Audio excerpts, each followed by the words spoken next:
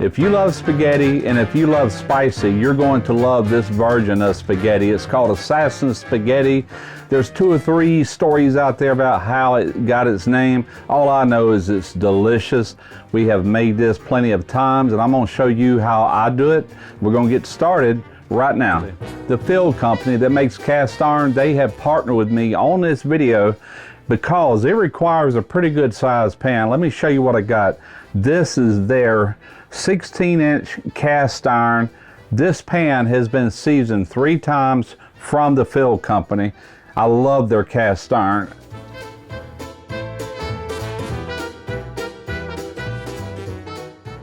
It's heavy, but it ain't too heavy, if you know what I'm saying. I worked with them probably, I don't know, 4 or 5 years ago. They sent me out a 10-inch skillet, and I still have the skillet, and I still love it. It's like my favorite cast iron. It's made like the old cast iron from the late 1800s, real thin but highly polished. I mean, look at that seasoning on this.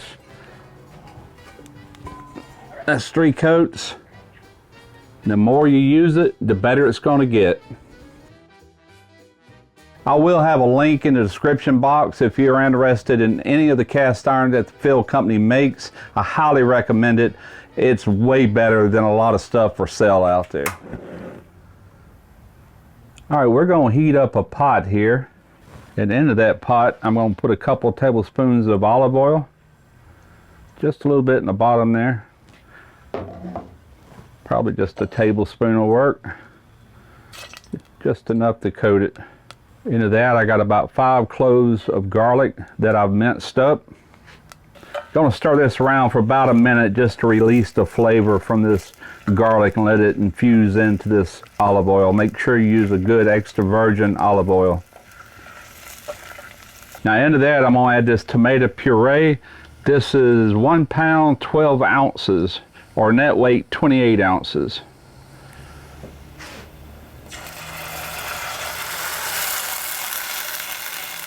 All right, we're going to turn our fire down a little bit.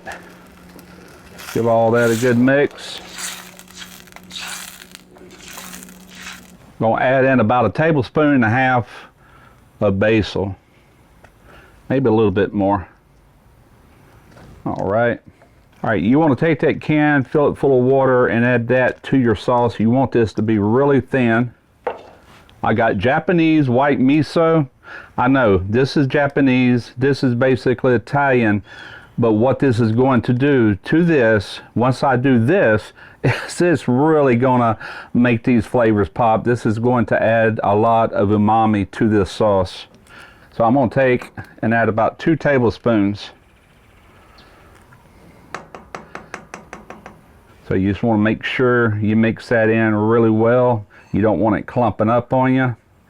After adding the miso will thicken this, so I went ahead and put another 1/2 can of water into this. You can't get too much water, and you'll understand that in a little while once I get to actually making the spaghetti. But I just tasted it, and you do want to add the miso before you taste it to make sure you need salt or don't need salt, and I need salt. The tomato sauce itself is tasting a little bland, so I'm going to go in with some kosher salt. About a teaspoon. Don't want to go no more than that because you'll understand that too. As I cook this into the spaghetti noodles, this is going to evaporate and it's going to condense these flavors like you will not believe. So you don't want to start off with too much salt because by the time it does what it's going to do, it might be a little too salty. So just get just enough to where it tastes good and leave it at that. So I'm going to cut my fire off on this. And I'm just going to shove this over here to the side. I want to get this in the center of the burner. I just took some good olive oil and I poured all into the bottom of this pan to reach from one end to the other. It's probably about 1/8 of an inch deep. Be good enough. We're going to let that heat up inside this cast iron, this new cast iron. This is where the spice comes from. This is crushed red pepper flake. And don't be scared to use quite a bit of this. Now this came from an Asian store. I'm not positive, but I think this is actually Thai chili, which is hotter than your typical crushed red pepper that you get, which is cayenne most of the time. So it's going to have a nice spice level, but by cooking this, it's going to knock a lot of that punch out of it. You want to infuse that olive oil, all this pepper flakes. And the reason this calls for such a big wide skillet is because the spaghetti we're using is dry spaghetti. I'm going to use about 3/4 of a pound. Put that in, all one even layer. We just want to roll this around and make sure that we completely coat each piece of spaghetti with this oil. Once you see that everything is good and coated, take your ladle, get your pot over here close to you, and start ladling some of this sauce right on top.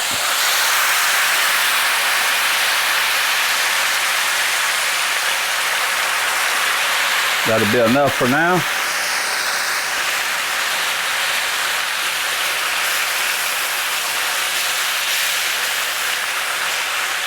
The heat is on high, so you know. You want it to kind of dry all this sauce out to where it's just nothing but oil again, and it will do that. It's reducing that sauce, which is going to intensify the flavor. You can see some frying going on here. That's why they call it fried spaghetti. Now you want to take some tongs and try to flip it over. Just like that. You can see that little bit of crust is starting to get. Now it's up to you to how burnt you get this, and I am saying burnt because basically what it is.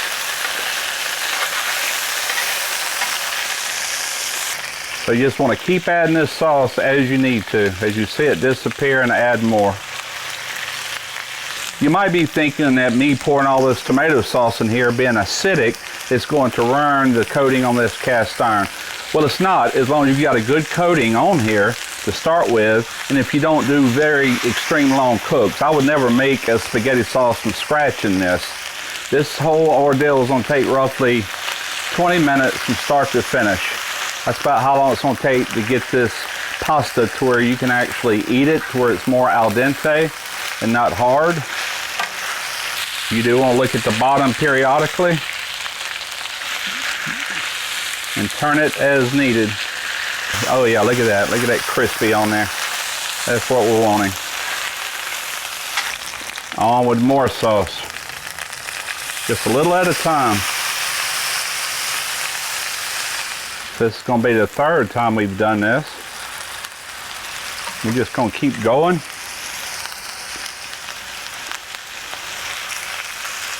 Basically what's happening here is as I add this sauce into it, it's evaporating the water out of it, which is really condensing the flavors of the tomato itself and the basil and anything else I got in there, the garlic.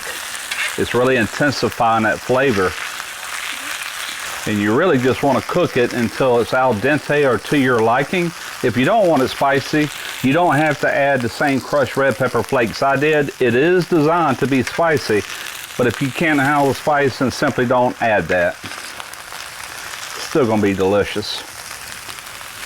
All right, let's go in with some more. We're going to go until all this sauce is gone, or till it's ready to eat, whichever comes first. It takes roughly 20 minutes once you start this to finish it. I think I'm going to go in one last time with this sauce. We're just going to let it dry up. We should be good. Right there. Kind of move it around, let it get all through there. This is a meatless sauce, so you can do what I just did. I took my old hickory and I put some of these meatballs that you buy in your supermarket that's frozen, popped them in there. They're nice and smoky, and it add a little meat to your meal. So we got carbs on top of carbs. Gotta have some meat in there. All right, let's try it. And I don't want the meat right now, so let's just get us some here on a fork. All right, here we go.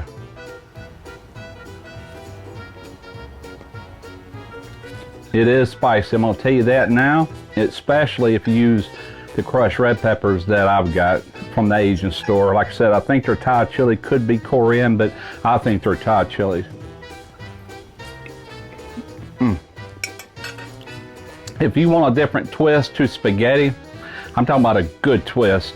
It's not real saucy and it's not real juicy and all like a normal spaghetti. Everything just clings to the pasta itself. I love it. It's absolutely fantastic. I hope you do give it a try. It's easy, takes roughly, not counting the meatballs or the toast, but just this by itself, around 20-25 minutes you're eating. Fantastic. Hope y'all enjoyed it. I'm Russ Jones with Smoky Ribs Barbecue.